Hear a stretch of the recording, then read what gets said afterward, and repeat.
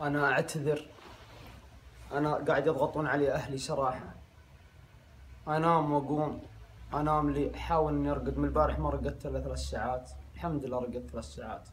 ماكل زينكس أقسم بمن أحل القسم 3، وماكل سيليبكس. لكن أنا أعتذر، أنا أعتذر.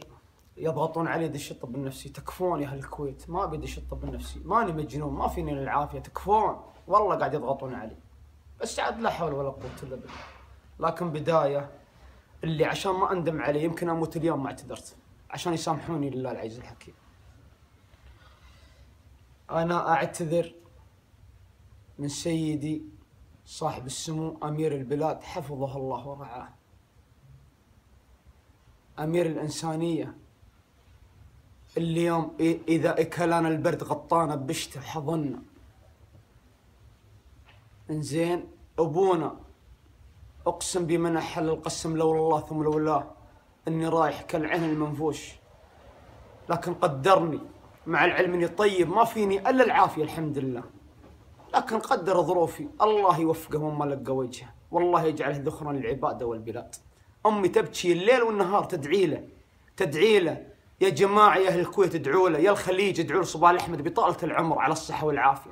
كما أني أعتذر من رئيس مجلس الوزراء الشيخ جابر مبارك وأسرته الكريمة اللي طعنت فيهم. أقسم بمن أحل القسم إني ما أذكر عليهم شيء. ظلمت يا جماعة، والله ظلمت أمي وأهلي، أقسم بالله ظلمت القبائل. من اللي أغلى من أمي؟ ورب الكعبة أمي حتى أغلى من حكام العالم كلهم.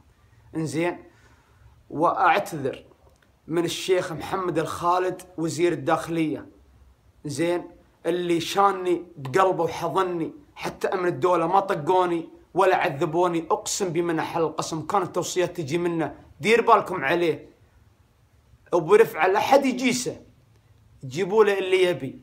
من اللي يقول الكلام هذا وانا طاعن فيه؟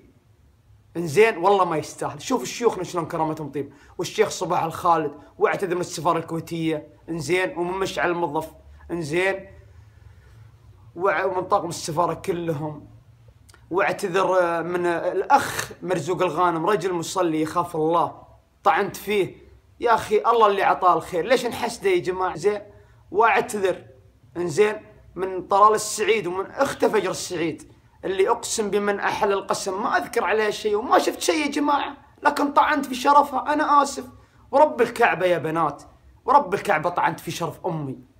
سامحوني لله، انا ما بشيء، ورب الكعبه ما بشيء. ابيكم تسامحوني، يمكن اموت اليوم.